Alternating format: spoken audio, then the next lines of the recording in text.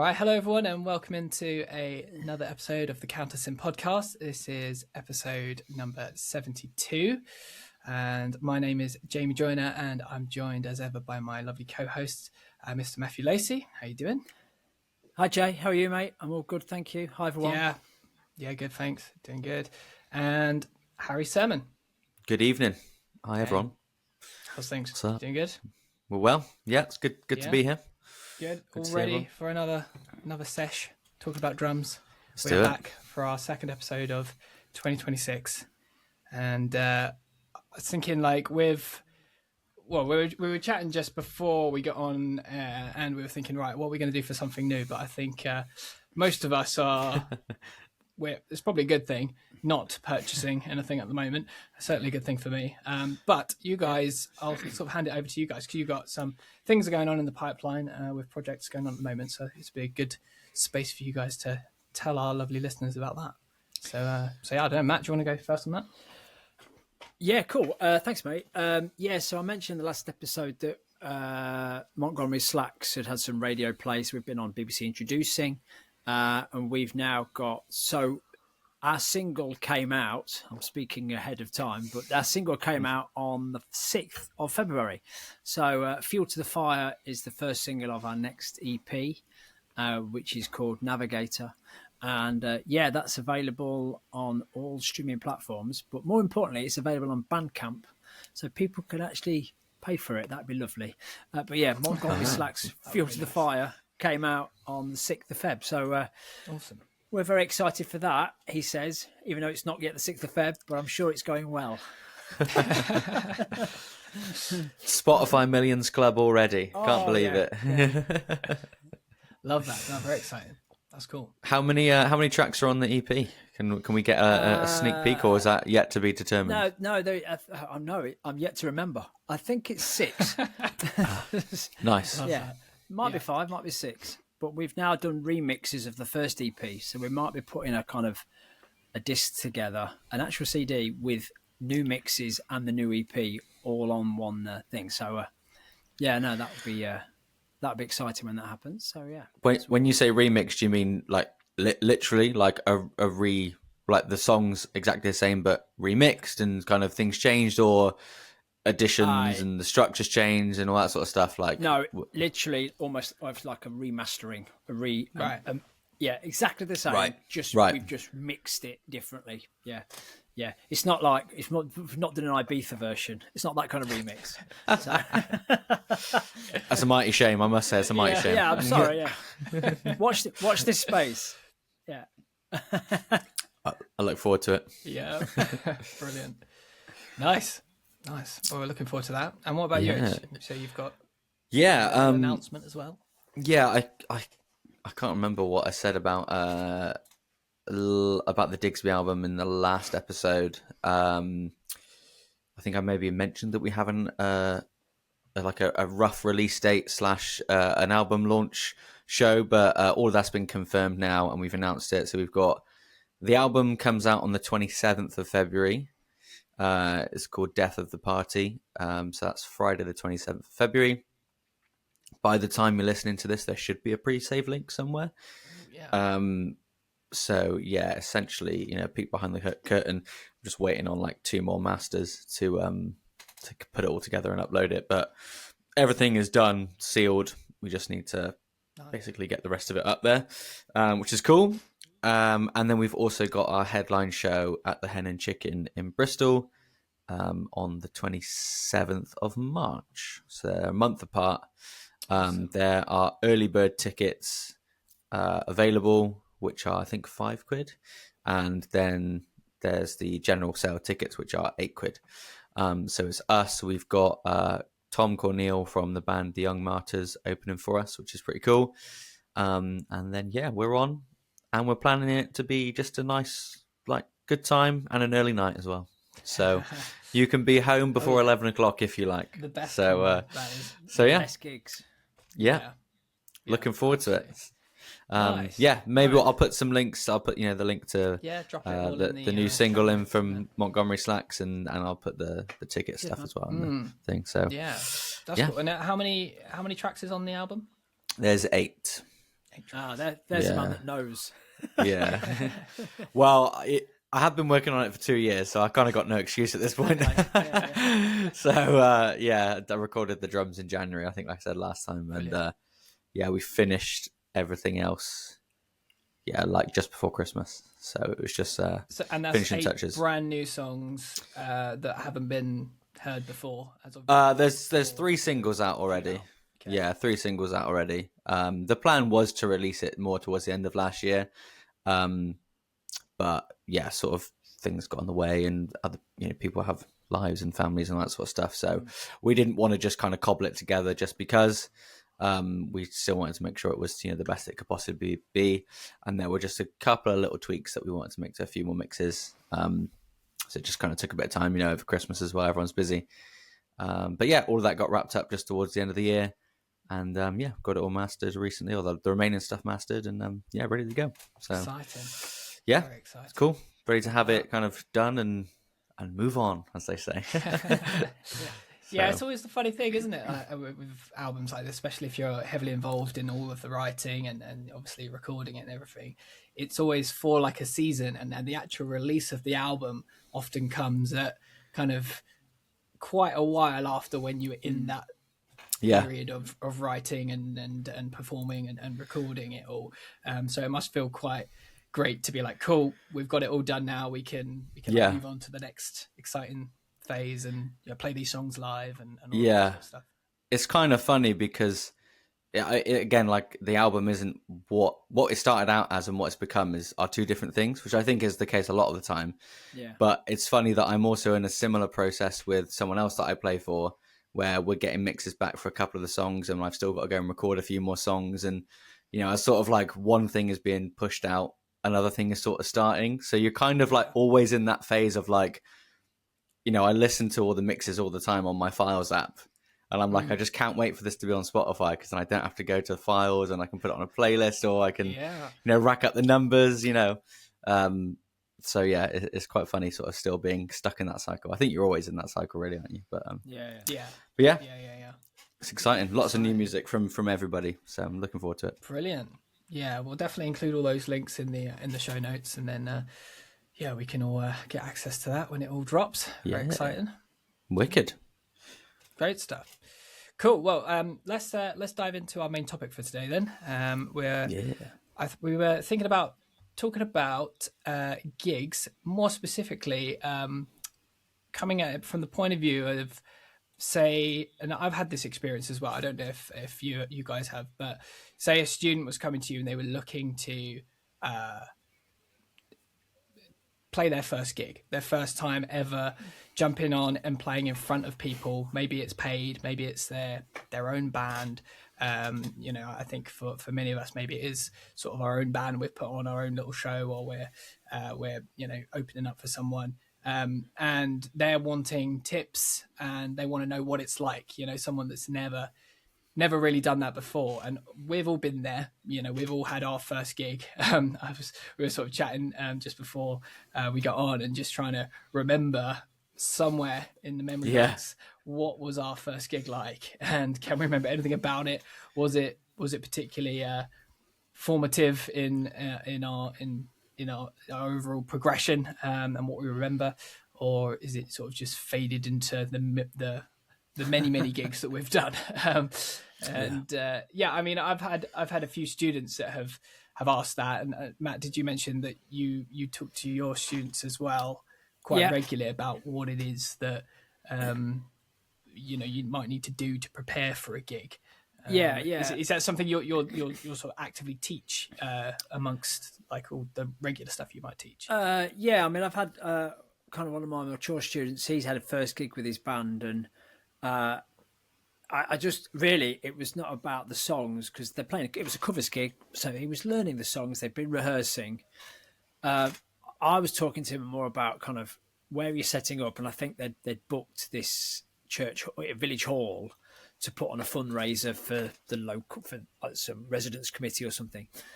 And I says, well, so I was talking to him about acoustics, and no, village halls are renowned for being echo boxes, and make sure you're are you going to get a monitor wedge? I mean, you're not going to play loud, but if you're sat right behind the PA, as in if the PA is set up in front of you, because it's at the front of the stage and you've got no other reference, make sure you can hear stuff. And then don't play too loud, which ironically, I don't think he would, because if everything's in front of him, he's got to play under it. So, yeah, it was that kind of the mechanics of giving yourself the best opportunity to play well by not having to stress about, sound for a start. And then another student who just plays a bit of jazz and is specifically learning jazz with me, and they're talking about going to play a jam night. So that's their first time playing in front of people. So I actually talked about the mechanics of, well, when you sit on the stool, if you want to quickly adjust the snare height, and I know it's a bit, don't touch the kit, you should play the kit as you find it, but they're just the mechanics of, what you won't be able to do, because my kits are set up facing the wall, you won't be able to move the stool out of the way and crouch on the floor and get to you're going to have to do it because you're going to be sat next to a radiator. So you're going to have to sit on your stool. So I was basically showing him what I do with one foot on the stand, on the wing nut. Techniques. And just being able to adjust everything quickly on the fly, So it's been like the mechanics of those kind of things, not the playing, really. But but they're the two student conversations I've had. I mean, Harry, have you had? I mean, do you talk to people about that kind of stuff, or maybe do you remember your first gig? To come back to kind of Jay's point, what kind of conversations have you had with people? Well, in my sort of day-to-day job of teaching, we're talking about it in terms of like when we do our performances in school.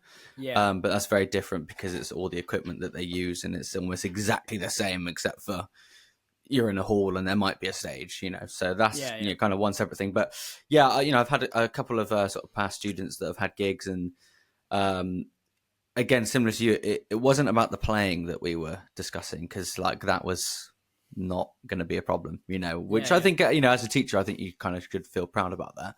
It's not that they're worried about. There was sort of, as we were getting closer to the gig, like, what should I count them in on this, or how do we do? And I think that's maybe an interesting thing that maybe we could come back to is like knowing which songs you should count in, or maybe if you should give them a reference tempo, especially if there's like, the guitar player's renowned for starting it way too fast, and then you have all that sort of stuff. But I think similar conversations to you, Matt, of like. What's the venue like? What we're playing? Is there a stage? Are you kit sharing?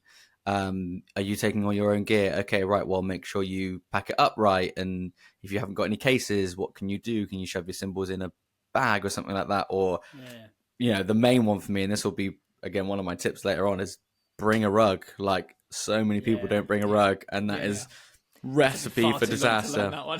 Absolute recipe for disaster. So it's mainly about like the mechanics and the ergonomics and, like you said, the kit share sort of side of things. If you are kit sharing, like, just, ask and be polite and adjust the snare height. And if they don't want you to, then tell them, like you've got to be comfortable, everyone's got to be comfortable, all that sort of stuff. I didn't say that, but similar stuff. But first gigs, do you want to talk about first gigs? I think that you kind of mentioned that. Jay, do you remember yours? Yeah, surely. Yeah, I mean, it was funny. I was chatting to a student today actually, and he was talking about it, like he plays a lot in church, and he's like inherited a drum kit from the church, and it lives at his house. But every time that he is going to play, he gets it all in the car and like takes it, and he's in like. His parents, I think, of like a 7-seater, but he's basically like in the car surrounded by drums. He says like the cymbals go on this chair, the bass drum sort of slots behind this one, and then I stack the toms here. I got a little cushion for my snare and all this sort of thing.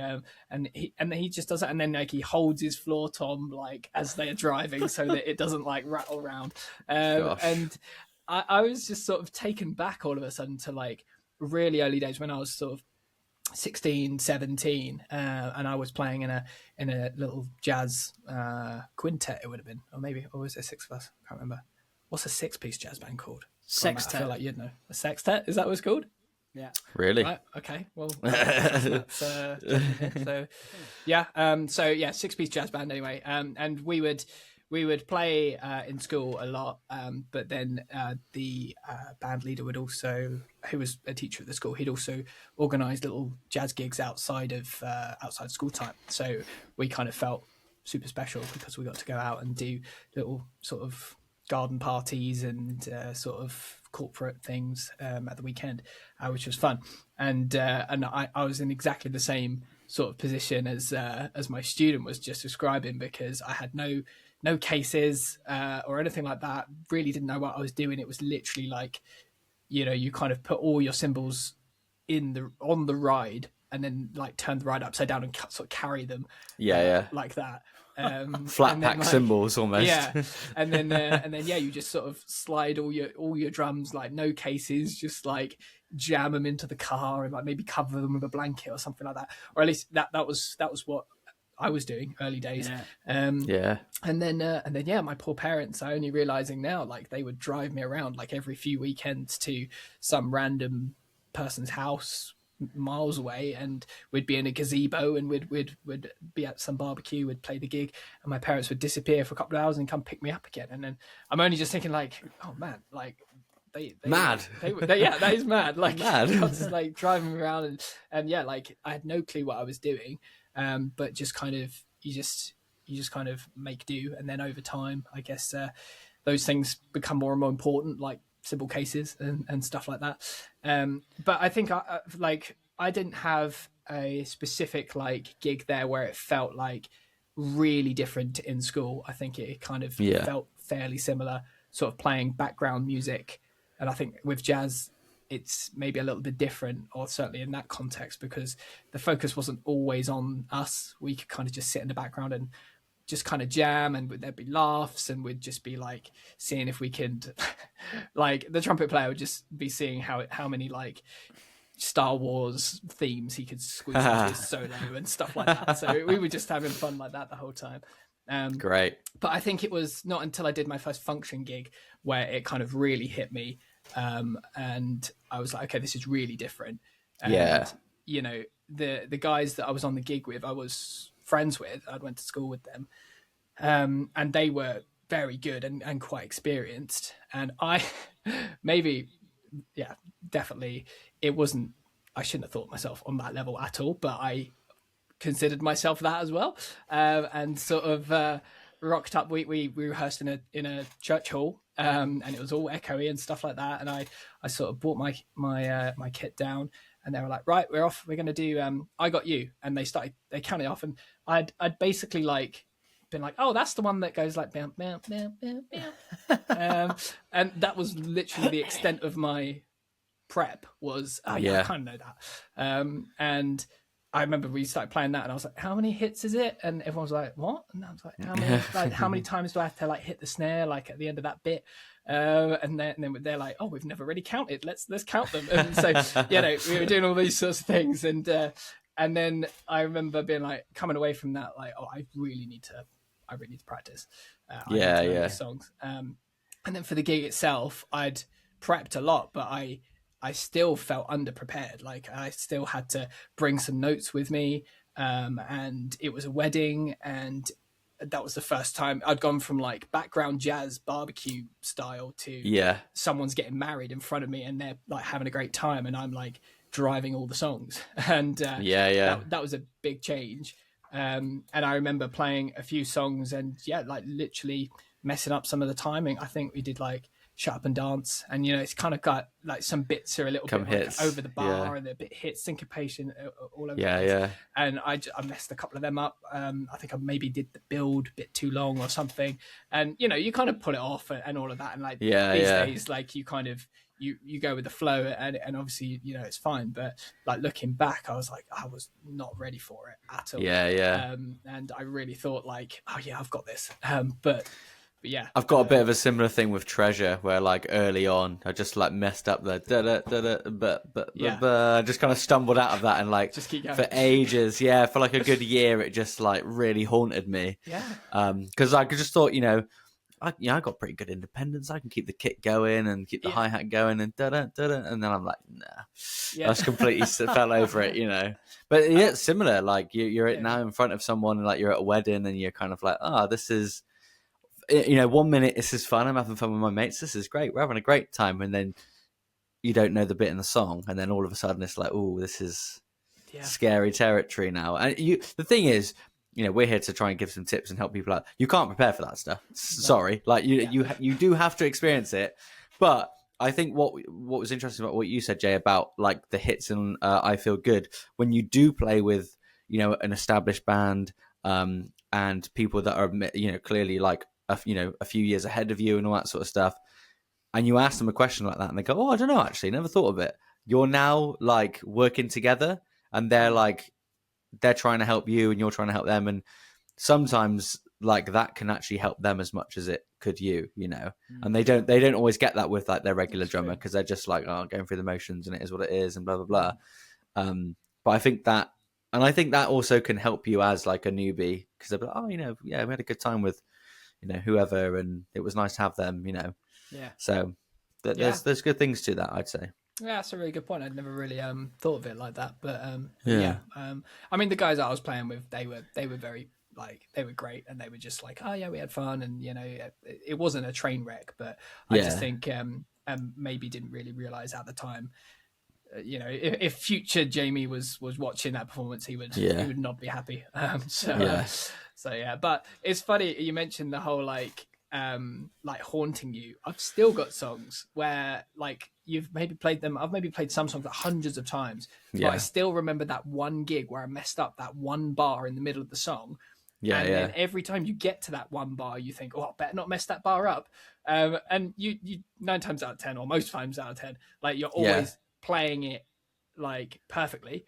But there's that little bit of you that goes, "Oh, I remember when I got that wrong," and it just kind of puts this like small element of like tension or risk. I had like a running joke with the band that I'll never play the intro fill of Blame It on the Boogie Correct, because I just like the first time they called it, and I was like, I know the song obviously, but I didn't like really know it. It wasn't on the set list. It was kind of a bit of a rogue call, and I was like, oh, like a Tom thing.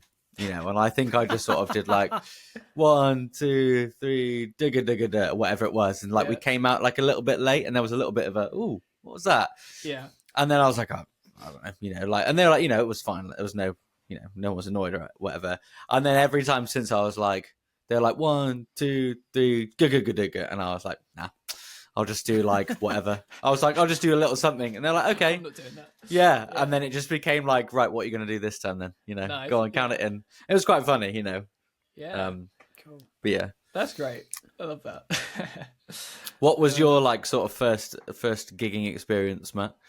What was it like? Well, many years, far away in a galaxy, many years ago. Something like that. Yeah, I think my first gig was in black and white. Was it? No electric back then. Yeah, no. We had to keep the mice on the wheel just to keep. Yeah. So it was a friend of my mum and dad's at their church. It was her 60th birthday party, and she wanted an upbeat band. And I kind of played with a few guys in like the youth club attached to the Methodist church. And we were doing a few songs, and we'd played a few things in church, but actually we were starting to do covers, So she wanted us to play it. I'm guessing I would have been 14, maybe 15, maybe 16. and it was, I think we were a 4-piece. The singer learnt to play the bass, and we had 2 guitarists, and one of the guitarists played a bit of piano, and me on drums. So, I mean, I feel a little bit spoiled actually, Jay, because you talked about not having cases and, you know, having to wrap stuff up in blankets and get it to a gig. Well, you see, I was using my dad's kit. My dad was a gigging pro at 17. So Yeah. I was using his kit, and I didn't know any better. I had a Ludwig Speed King pedal that he had, and I didn't know I was using it. I didn't know what the hell. I was just like, oh, it's a really quick pedal. Didn't know Bonham had one. You know, completely clueless. Yeah. And I had and I still use it. He still got it. A Superphonic snare. Yeah, So, nice. A 1963 Superphonic spare. That was my first snare drum. So, Yeah. So I already knew how to take kits to pieces, pack them up, put them in the cases, and it was the same thing. Now, fortunately, my parents were also at this do. They were guests, you see, because they knew them. So my dad had to take me down early, I think, to set up, and then he went back to get my brother and sister and my mum and stuff. And I think my dad was kind of like pleased, or he was kind of not proud because he was proud anyway, but of I was now starting to do gigs off my back, you know, and it kind of must be cool. Yeah, not following in footsteps per se, but you know, and we did I don't know how long we played, whether we played 2.5 hours or 1:45 or, and we played some like Beatles covers, and the guitarist in the band, he now lives in Canada, but he was a really good acoustic and a big Bob Dylan fan. So we did some Bob Dylan. We did some Chuck Berry, like rock and roll, Beatles. So, you know, that would have been, because this would have been, what year would this have been? Oh, God, I'm going to give it 89, 88. You're both looking at me in disbelief now, aren't you? That's not that far before we were around. Not that far. Yeah, close. But to contextualise It's that, within a decade, I guess. yeah. Those songs, the songs we played in that set were like 40 years old then. And bearing in mind it was a 60th party, the woman who was 60, they would have been the songs around when she was 20. So that's exactly what she wanted, you see. That's great. Yeah. And we played stuff, and I mean, I don't remember any more of the gig. I think I played a drum solo, which was very rudimentary, kind of, or it's me by myself, I'll just play louder. Yeah. And faster, why not? Yeah. Louder. I'll play faster. Yeah. Who needs it? Never mind the meter. Pick your Yeah. own tempo, Matt. Yeah. And looking back now, you go, well, everyone had a great time, but you'd go, oh, you know, I'd look through grimace now if that was me watching myself back then. But you know, I think most of the songs were all too quick. I think I was probably too loud. I think the whole band was probably too loud. You know, it's all that stuff. You know, my dad would always say, "Can you hear?" And no monitoring. I got no in-ears, weren't even a thing. You know, I had no wedge, nothing. I was listening to the band through our own PA that was blowing out front. I'd got maybe, I think, the acoustic guitar through an amp, or mic'd up separately, a bass through an amp, another guitar through an amp. That was it. So, I mean, hey, it was good enough for the Beatles. You know? Yeah, you know? absolutely. So, but yeah, it was that. It was like, that was probably the start of my relationship with tinnitus. You know. Did you wear hearing protection? No, nothing. I I didn't wear hearing protection until well into my 30s. So you know. It was. I do remember it as being a standout. And then at the end, you see, we got given money. Yeah, I was like, great. What? And I don't know. I don't know why I remembered it. I think I got £20. And I've played for less money for jazz gigs today. You know, I was going to say, like, not much has changed, really. No, I played trio gigs. Pay on the door, and 8 people turn up. You know, oh god. But, it's one of those. And it's like, oh, I got 20 quid, and I don't know what I did with the money. And but that's a standout gig for me, and I'm not sure why. Because I think I'd done stuff in church, and we'd put on like youth forum, like a review show to raise money to go to London. So it wasn't like I'd not played, and I'd played in the Boys Brigade, so I'd played in front of people. It wasn't like an audience. That wasn't the thing. I think it was the thing of like we'd done a practice and we'd rehearsed these songs, and now we were presenting ourselves in front of people, and we were going to get money for it. I think that was a big kind of. That's why it sticks in my mind really, and battered my dad's vintage Carlton kit, and it was vintage in '88. I mean, he still played it, still got it. So great. It's but yeah, it was. I sat way too low because I think I'd watched a video. I watched Eric Clapton live at. Maybe I get my dates wrong. At Albert Hall, he did 24 nights. And the drummer played with him. I think maybe I'd seen Gad play, and that was when the time when they were really sitting really low. And I'd got my stool. I got my stool as low as it would go, and I refused to buy a new stool base because the stool bases were thicker, and I wanted a really thin stool top. I wouldn't get a big one, so I could sit. And my knees were above my hips, and I got a snare drum sloping towards me. Oh no, that's my worst nightmare. Yeah, I know, and I played like that for like ages. So yeah, I mean, ergonomically terrible, bad back, audibly terrible, tinnitus, too loud, too fast. I think one of the songs we played was "Wipeout" by the Beach Boys. So that's why I played the solo in. So yeah, so that's what I remember about that. My first gig, Wow. Yeah, it was a long time ago. But, back in black and white. Back in black and white, yeah. Top hats. Everyone's got top hats. That sort of a gig. Yeah. What about you, Age? Mine's not like overly too exciting really. It was similarly to what you were saying, Jay, about like I didn't have any cases. We did like my first gig was as like a battle of the bands competition. Apart from like playing in school like a little bit, like a song here or there. We had like a half an hour set at Battle of the Bands competition. So it was like bring all your own gear. So we just chucked my kit that had never been anywhere apart from my garage, or like straight in my dad's van, no casing, no nothing, just all chucked in, cymbals on the stands. Had like a little doormat thing that we put on.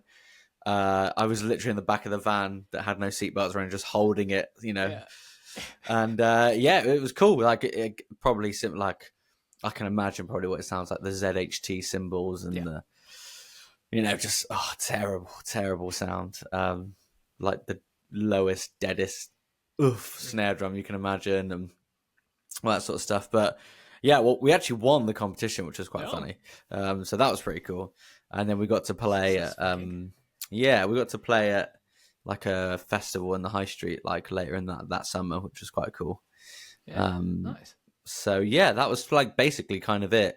Like first like gig in terms of like in front of people with a band and stuff like that. Cool. I think I was like, we were like 16, maybe 15. Okay, So I'd only really started playing about 3 years before that. So kind of not really like that was in year 11 or 10, and I started when I was in year 8, so not really that long before. But it was pretty cool. Right. It was pretty good time. So all the gigs were a fair while ago. Our first ever gigs. Knowing what we know now, after doing I don't know how many. Well, at this point for us, it's probably hundreds of gigs. Hundreds of hundreds. Yes, since our first ever. What would let's maybe come up with a few tips we would have for, say, someone a drummer that is about to gig for the first time ever. Knowing what we know, what would be the advice we would give? What do you think?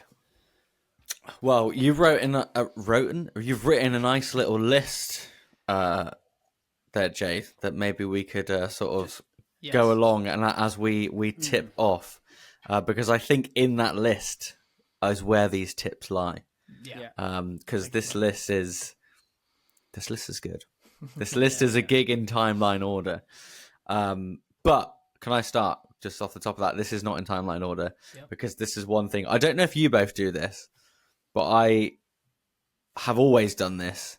Like, I would say not since the Battle of the Bands gig, but since I was like wedding gigging / in originals bands kit sharing, and that's bring a hi-hat clutch. Never never not have a hi-hat clutch in your bag, because never rely on anyone else to borrow their hi-hat clutch, because it might be crap, and also never rely on the other drummer to even know how to work their hi-hat clutch, because my goodness, the amount of people I've kit shared with, and they get the snare drum out and it's nothing special, but you go, okay, right, maybe this is what it is, and then they put the cymbals on. Judging people by their gear, are you, Harry? I hope not. Well, no, but we all know. It's like if you know, you know. Yeah. And we all know. Then they put out the the B8 Sabian B8s. You're like, oh boy. And then they're like, oh yeah, where's the hi-hat clutch? I'm like, don't know, mate. Have a good one. You're off.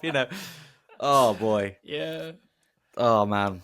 Always have a hi-hat clutch. I've definitely been burned by that before. I've done a 3 45-minute set, like ending at sort of 2 a.m. sort of thing, on no clutch, just because I rough. And yeah, the house kit didn't have one. And I was like, right, well, I can't buy one. I can't go back and get it. So Amazon Express. That was it. Yeah, that was a lesson well learned. And from then on, clutch has always lived in my backpack. I've got 2. I keep 2 with me just in case. 2. That's 2. Very safe. Yeah. 2. Cool. For your hi-hat clutch. Dual hi-hats. Yeah. You use on all your gigs. I am renowned for double hi-hats, of course. Yeah, double hi-hats. That's my main takeaway. Okay. Maybe let's have like a top takeaway before we get into the list. Cool. Like, don't leave home without it. Minus the hi-hat clutch. Harry's biggest tip is always Yeah. carry a hi-hat clutch. Okay, cool. Well, let's go back to the beginning of a gig then. What is the first thing which you would encourage a beginner gigger to do? I mean, yeah, just like, don't assume you know the songs. Yeah, this is where I'm going to raise my hand up and just be like, Yeah. this is probably my biggest tip. Just learn the songs really well. I think if you guys feel like this as well, but like when you do a gig where you have done the work, you realize how much easier the show is and how much more enjoyable it is, because you're not stressing over that stuff. And I think that it took me a little while to learn that being able to play the songs confidently without worrying about like how many hits there are, or where the build starts, or how long the bars are, how many times the chorus is, or whatever. That just frees you up to do all the other stuff, which makes it sound even better. So yeah, don't do what I did on my first gig and just sort of be like, oh yeah, I roughly know that, and then just go with that. I'd say like put in some time, learn the songs, and then you just one less thing to stress about on the night, because especially if it's your first ever gig, there's going to be a lot of other things to be worrying about apart from what you're playing, unfortunately. Just on the back of that, if you're rehearsing with your band, assuming it's not a dep gig, your first gig, and if you're rehearsing with your band and there's something you're not sure about in the set, or you want to go through a bit again, don't be, because I used to do this even with my mates in my band. I didn't want to look like the guy that didn't know, so I wouldn't ask. But I mean, I do that now all the time, whether it's my bands or dep bands, obviously. If you want to go through a part again, can we do that again? And if you get like, oh, why do you want to? Because I want to know it. Because those guys and let's not get on a kind of anti other musicians thing, but those guys are going to go home and practice their parts with their amp unplugged or with a keyboard with the headphones on, and you might not have the option to practice at home on a kit with headphones, even if you've got an E-kit. I don't know. The only time you're going to play those songs, the next time you can play those songs is with those people in front of people. So don't be scared to ask, to say, can we run that up again? Can we just go to the beginning? How was the tempo? Because you'll trick yourself into thinking, oh, that was all right, I know it. But you can't not run through them enough. So that would be my my kind of and one other thing is if the band are getting there at 5, you get there at half 4, because you want to be setting up when you've got the stage to yourself or wherever, because you've got to get your cases out, and when a bass player turns up and then there's cables everywhere and someone's setting the PA up and they're running cables around you while you're trying to set stuff up, you need to be there earliest member of the band to be there. Anyway, I think it's probably my something to be said to that, because we do have generally the most gear we'll take the longest to set up, so if you can get there earlier, that can definitely help. I tend to leave it quite last minute, and it's sort of like I'm putting the final cymbal on, and then it's like, oh right, we're ready to start, it's all sort of timed like that. But I think if you can get there even just, I don't know, 10-15 minutes earlier, that can make a big difference to set up time and just making things feel a little bit more chill before we start. Okay, so tip number 1 then, we're saying learn the songs well and learn your parts, ask questions to band, make sure you're all on the same page. That would be tip number 1. What's tip number 2? Tip number 2, well, you kind of said about the gear stuff, Matt, right? Like, getting in and having everything ready. I think knowing what you need to be bringing, are you bringing all your kit? Always bring a rug, like we said at the earlier part of the episode. Like, no matter even if there's carpet, because some carpet just it doesn't line up with your hardware grips or whatever, and you will slip and slide. And there's nothing worse than trying to catch a moving bass drum or a wobbly hi-hat stand, So things like that, personally, I've always got in the car. Like, my rug is always in my car. Most of the time I'll just bring my hardware bag anyway, just in case. If you've got a kit share and it's a dodgy snare stand and it doesn't go up or it's too low, like, that you can have it, nearby. But just sort out what you need. If it is a kit share and you've got like 3 other bands, maybe don't take a snare drum that you're like overly precious about, just in case someone is like, oh, sorry, I need to borrow your snare, Little things like that. Hi-hat clutch as well. Maybe some dampeners if you're on a kit share. The other one, cymbal felts as well.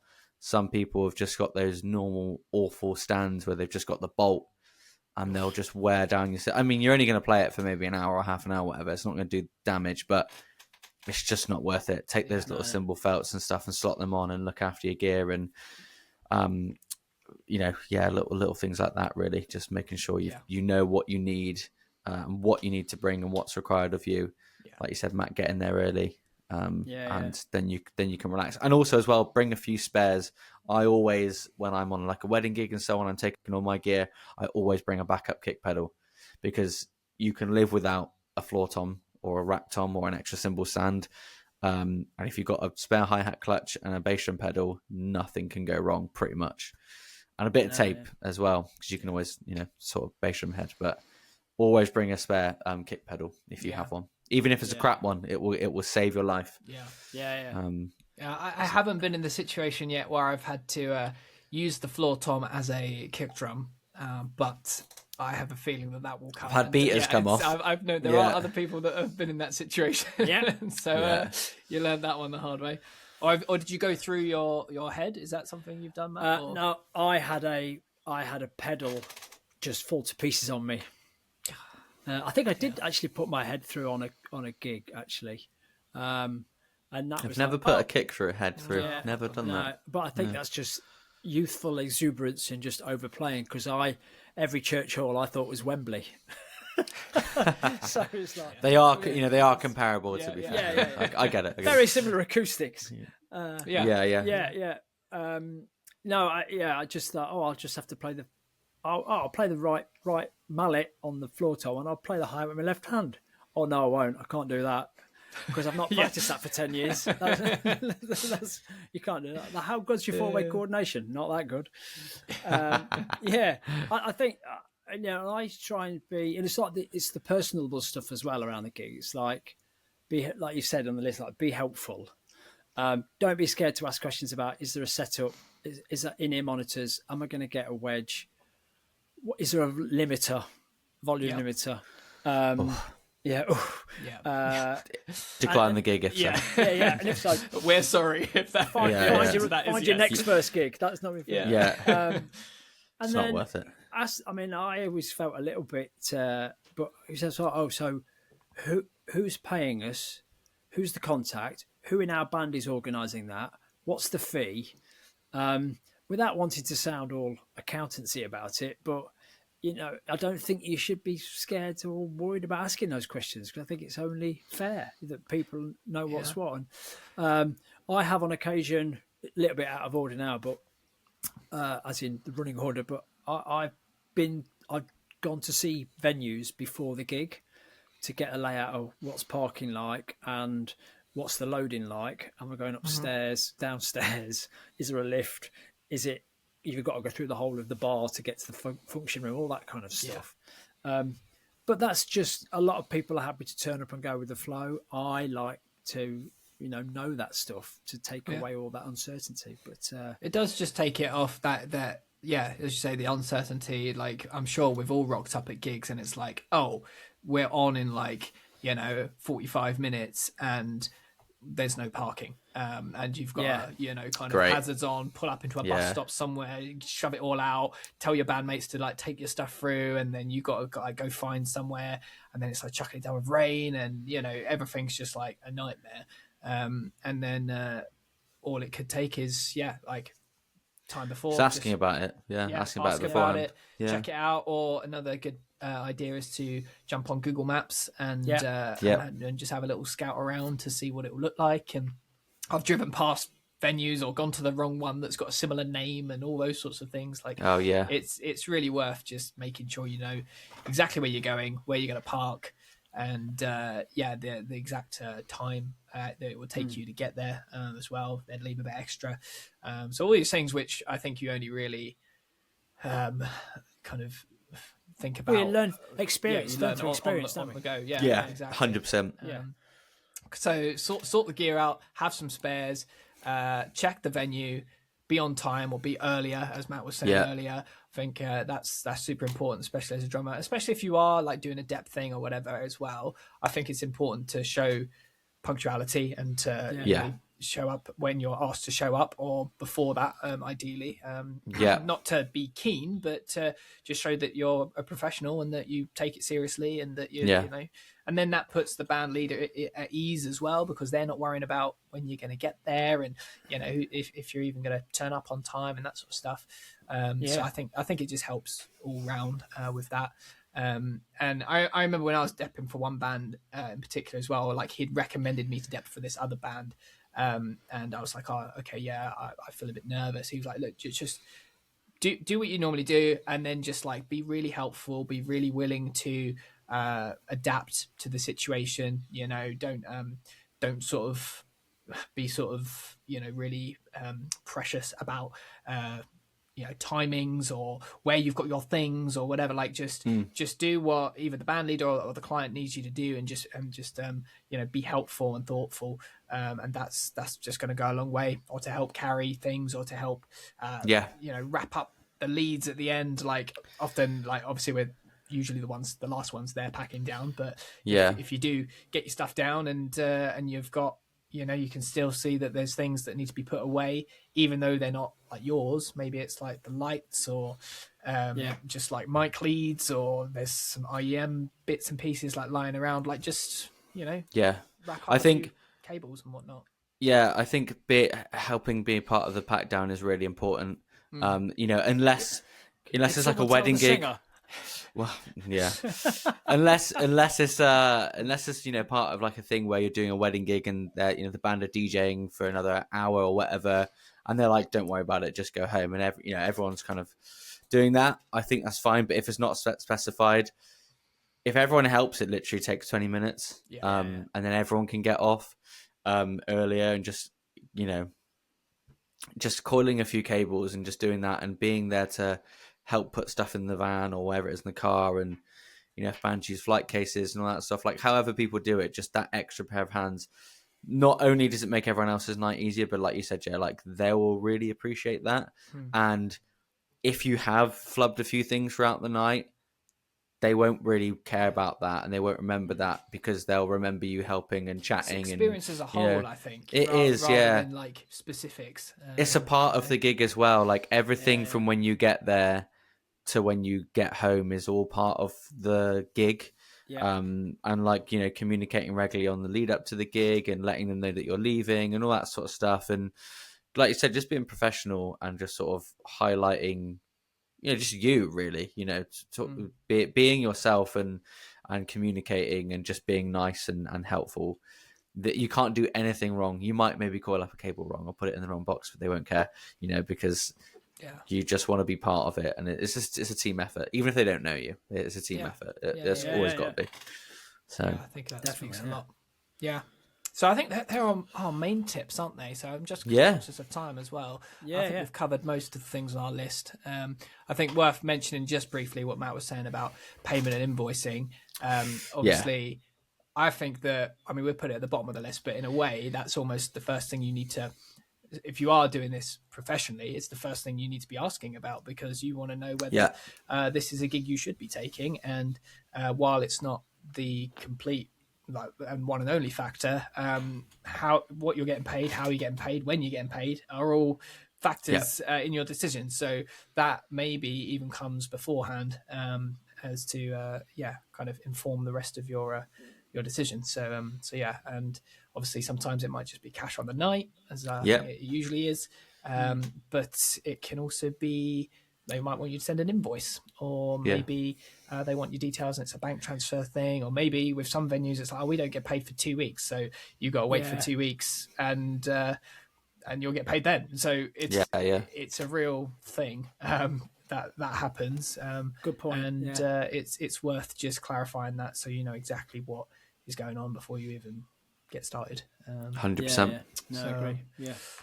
So that is our top. Well, they're our tips for first ever gig. I've kind of added a little extra on the end here as to like, what is the biggest lesson we've learned from our experience as giggy musicians. What's been the biggest lesson you've learned, or maybe you could rephrase it as the biggest tip you would give. I don't know if this is outside of bring another hi-hat clutch. Bring 3 hi-hat clutches. Mine would be, sorry Jay to cut across, mine would be, and this is like, because a lot of people think, play a band's loud, and it's a big venue. Some venues you're going to play are small. Some venues will have a limiter, and you're like, and you don't get a choice because you've been booked as part of a function band through an agent to go and do a wedding.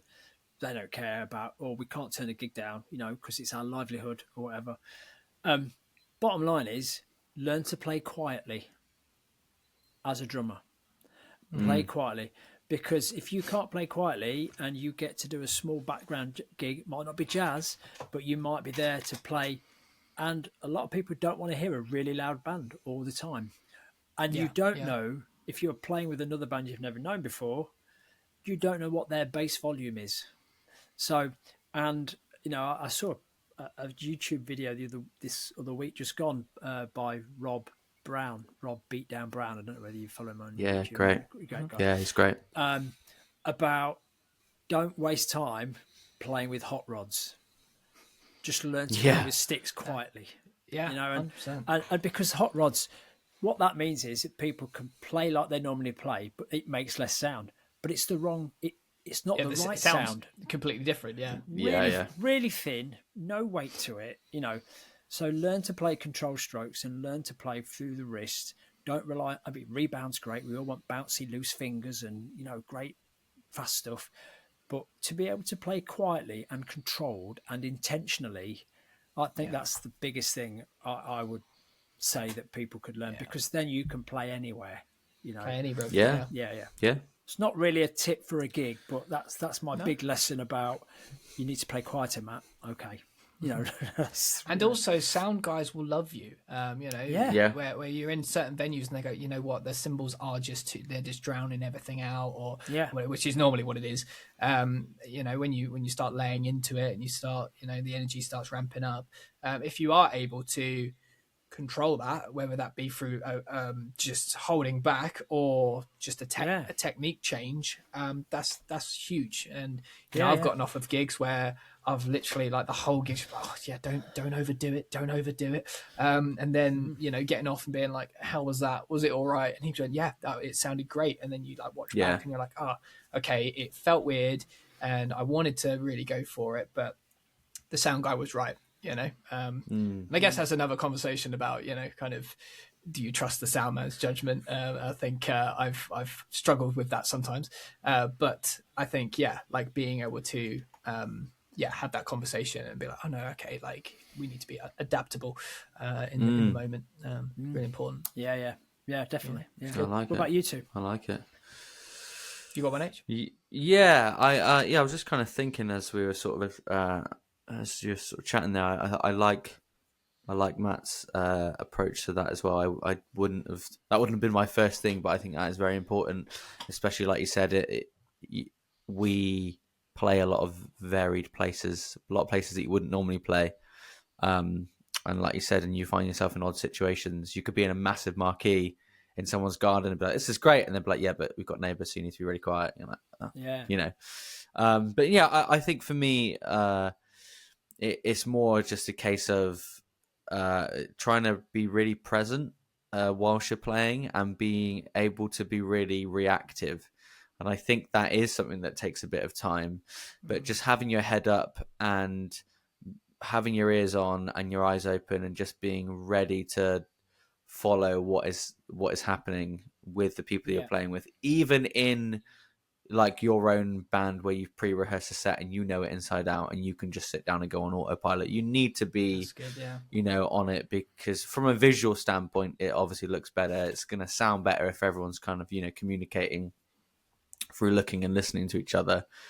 But I think there's just so many times, especially on function gigs, where people they know it because they've gone through the motions and they've been doing it for years, and they just sort of okay, whatever, and they just sort of look at the floor or whatever, and they tap away, and there's just, first of all, there's no life behind their playing, so the rest of the band are already just like, okay, this is not going to be or whoever it might be in the band, but like you're just completely like shutting yourself off to what you're doing, and you're just, it's just not going to be really good for anyone, So I think, really trying to make an effort to communicate, because there might be a little thing that someone plays and you can kind of lean into that, and then everyone is all of a sudden having fun, not to kind of like derail the groove or whatever, but you're all kind of jumping on it and having a bit of a laugh, and then the audience can see you having fun, and it's, it goes around in circles. So I think just being ready and aware and being adaptive is a good thing. Good point. Yeah, really good. Nice. Yeah. What about you, Jay? I reckon maybe don't expect there to be like a perfect gig, and that there is always something that you can learn from a gig. I think even on gigs where I've come away going, oh, that was amazing. I'm not saying like pick holes in all of it and to try and bring it down when it was genuinely a good gig, but I do feel like there's always something you can learn from a gig. And I try and have a little, it's almost like a little ritual I have of debriefing myself in the car on the way home and just reflecting on how the gig went. And I'll ask myself questions like, did I enjoy it? Why did I enjoy it? What could I have done a little bit better? What was good about it? And kind of questions like that. And then it means then that you can build up a little sort of list of things which are like, okay, this happened to me last time. Maybe it was, my bass drum was slipping the whole night, so I'm going to make sure that I remember to keep my rug in my car rather than leaving it in the house, my happened to me as well, like my bass drum pedal itself was just like coming off, and I was like, having to tighten it up every song. I'm like, right, I'm gonna buy a new clamp or get a new pedal altogether if you need it. But just picking out little things that you think, okay, like that was hindering me from really getting into it or kind of fulfilling the role that I needed to on that night. And I think there's always something to learn, is what I'm saying. So don't be afraid to pull lessons from it. Can I also add as well something I just thought of, which is don't be on your phone all the time. I think like it can be Yeah. very easy to just be like, especially if you don't know the people, really try to not be on your phone almost at all if you don't know them, and try and be chatty and ask people, you know, what they do and how long they've been playing, and just ask. It's like, it may seem like small talk, but it shows that you're, you know, you're trying to, like you said, be professional, and you're trying to make hopefully friends that you can, you know, play with and make a bit of a connection with. But like, you know, get a picture or two of the kit or the setup or whatever it is, and maybe try and get a video, but don't let that be the focus. You're not there to get, you know, content or whatever to market yourself, because if you do a good job on the gig, that will do that for you.